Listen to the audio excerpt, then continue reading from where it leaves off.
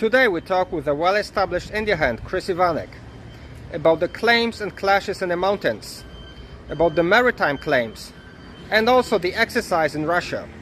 Welcome to the show.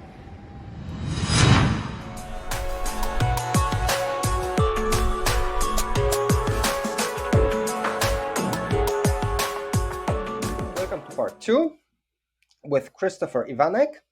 And we would like to talk now a little bit about the maritime claims. It seems like India is the only power in Asia that actually really can resist and stand up to China. We have, like, one of the major recent events is their latest aircraft carrier. Maybe you could talk a little bit about its significance and yes, why such a policy from India? Yeah, let me again start with general remarks. So first of all, while India and China do have a long, historically long and geographically long territorial dispute, they don't have a naval dispute as such, in the sense that there is no maritime territory that they would both claim. That's a good start, at least. However, what India is concerned about is that Chinese are visibly making inroads into the Indian Ocean, which is the territory surrounding India. Indians have been noticing more activities by the Chinese Navy, including submarines and research ships in the Indian Ocean. That's not a maritime dispute, but that this is based on the fact that the Chinese Navy outreach is growing and drawing closer to India. Secondly, from the Chinese perspective, I focus on India, but from what I know, the Chinese concern is about the security of their shipping lanes. Yes, exactly. Where contrary to the US, which has bases and allies around the world to secure and defend those lanes, China has mostly. China doesn't have this. I mean, they have a base in Djibouti, and that's as Yes. far as it goes. But there are those lanes which connect, for example, the Middle East with China, and they go around India. So India may not be in position to wage a full war against China, but India is in good position, to make life harder for the Chinese in case of any naval conflict. If you look at the geography of South Asia, it's kind of like that peninsula in India largely is like jutting out into the Indian Ocean, which gives them many vantage points from which they could wage a conflict. However, and I will be now moving to that aircraft carrier thing. We still should keep in mind what I think is the most important aspect is that India has far less economic and technological resources when compared to China. And knowing this, India is focused on its own neighborhood. India is completely unlike the US in the sense that they are not trying, to be engaged in conflicts far away from their territory or to have bases far away from their territory. So that also includes the naval strategy. India does not seem to be willing to engage itself, for example, in the South China Sea. That's way too far for them, given how many resources they have. And aircraft carriers are a good instance of this. So until recently, until last Friday, which was September the 2nd, India actually had one aircraft carrier. INS Vikramaditya, which actually had been purchased from Russia. It was an old Soviet aircraft carrier, which the Russians modernized and then tried to sell it to India by claiming an exorbitant price. It led to a huge dispute. At the end of the day, India bought it at a somewhat reduced price. And for a long time, the only aircraft carrier India had was that one old Soviet one. Uh, Knowing this is not enough, India has built a second one, which they commissioned into service now at the beginning of September, called INS Vikrant. And this is the first aircraft carrier which India built by itself, although basing it nearly completely on Russian technologies and Russian model, by the way. Well, even this shows you that India is behind technologically and economically. Let's be straight about it, behind China. China, which has been able to build aircraft carriers on its own already in the previous years, right? So, two aircraft carriers for India is, of course, much better than one. However, it's certainly not enough to engage, to become engaged outside of the Indian Ocean. In the Indian naval strategy, what they have now achieved is a minimum.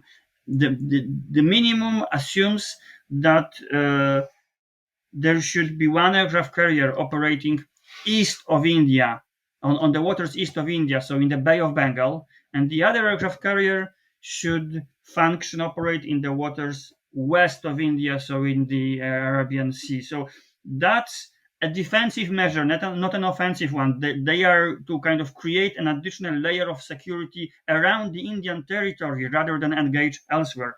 Now, uh, the third measure, and that's what India wants to do as well. If they have money, that's we will see about this. Is to have a further aircraft carrier, but that's again not to engage India in the South China Sea. That's not the plan. The third aircraft carrier would be kind of a reserve one. It would be in a port while the other two are operating. Let's remember, Vikramaditya is very old. It needs repair from time to time, and at some point, uh, Vikramaditya, so the old Soviet one, will have to be decommissioned, and then India again will be left with two aircraft carriers.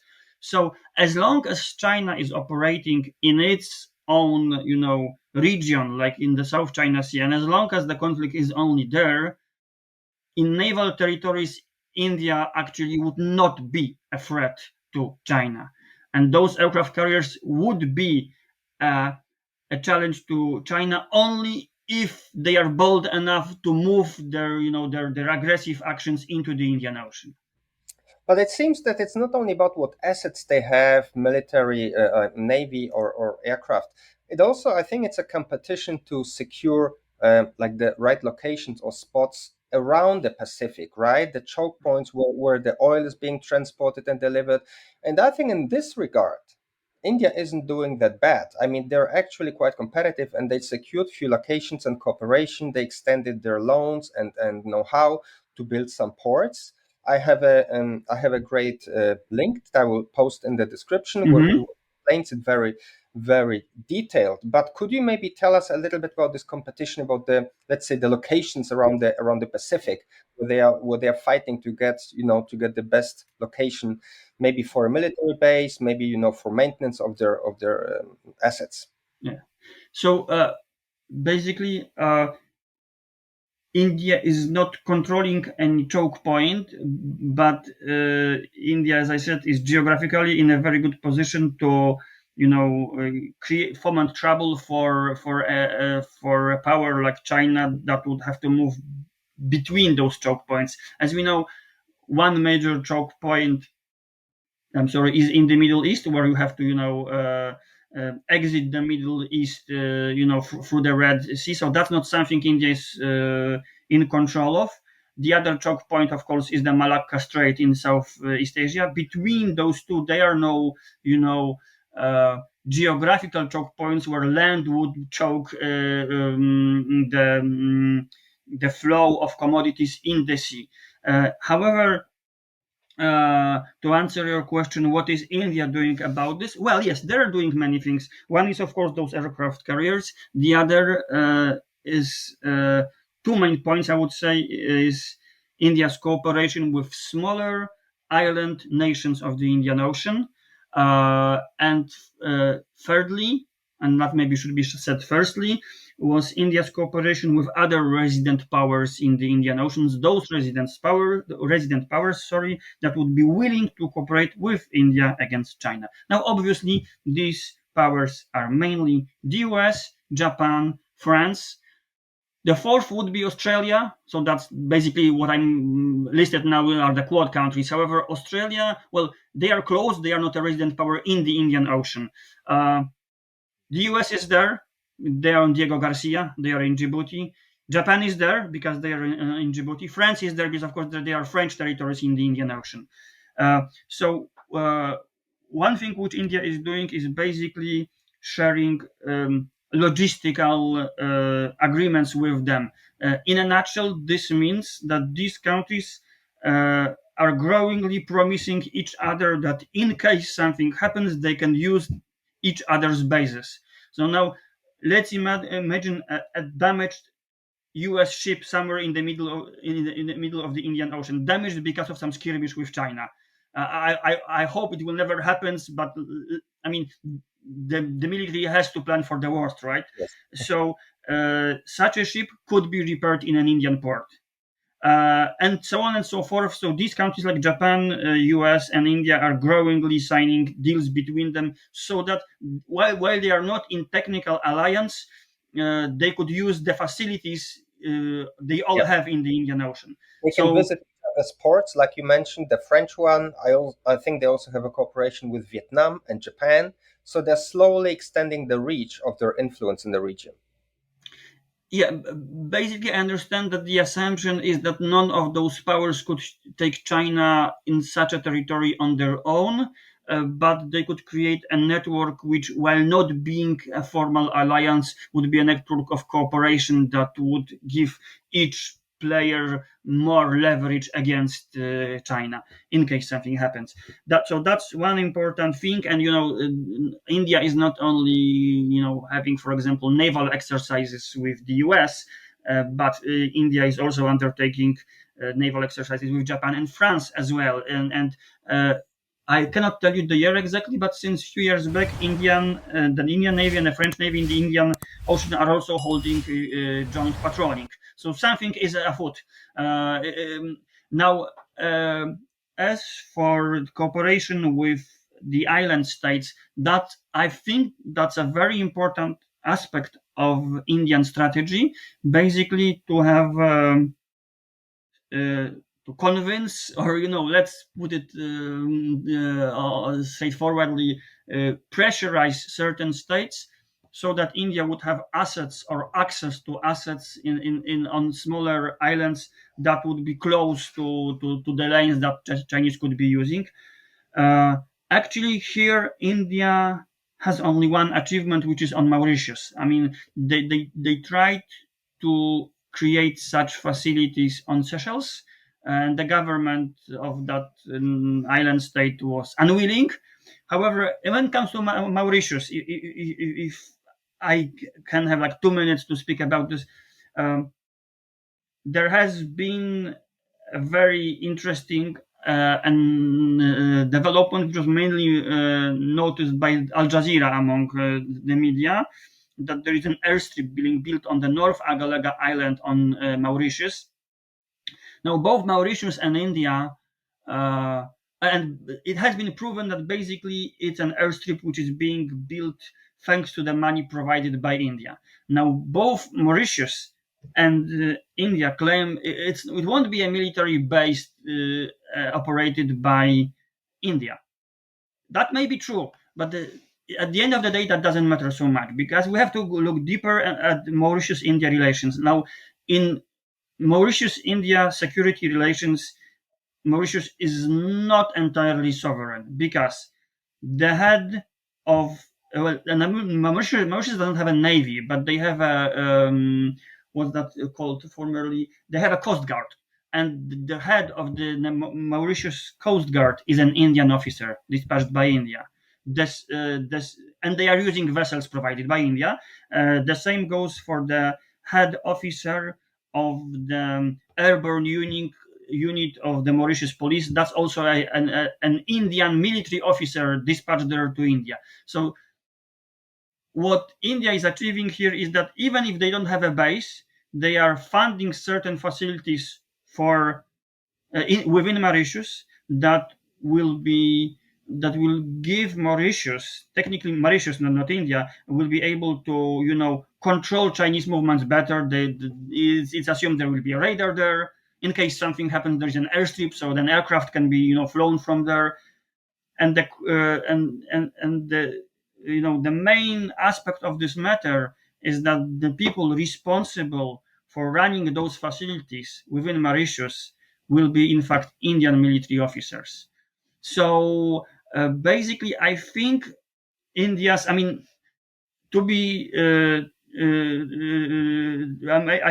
need to stress that it's not something I have read. No Indian expert ever said that it is our goal. But I believe India's goal is to have such and similar solutions in various island states of the Indian Ocean, which at least would create a chain, a monitoring chain, which would provide India with more information about Chinese movements. I'm not saying that, Mauritius will join a war between India and China. I'm not saying that India would have a military base in Mauritius which would be used to bomb Chinese ships.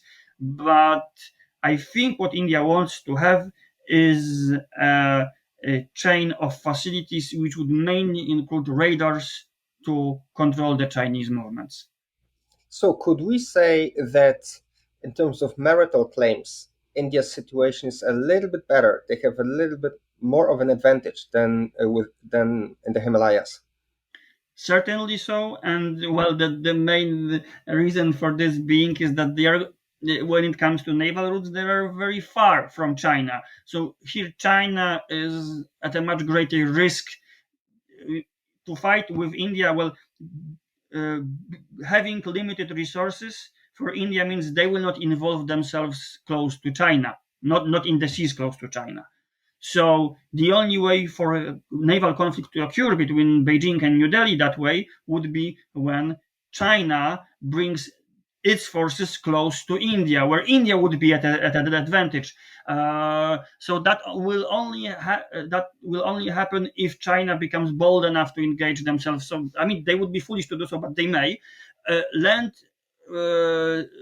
dispute is much worse for India. Yes, firstly, but because China has more resources. Secondly, because the territory goes down towards India, which means in many strategic points, China has the higher ground.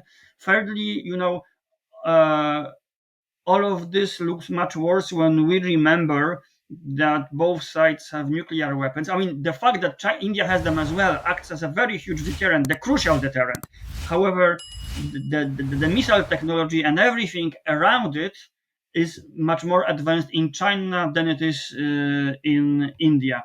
So here, India is at the weaker side, certainly. Good, thank you. That's it for the second part.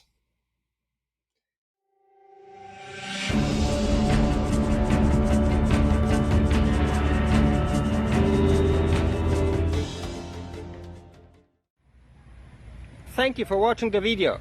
If you want more, like it. Please let me know in the comments who should I talk to next time. And if you didn't like it, share it.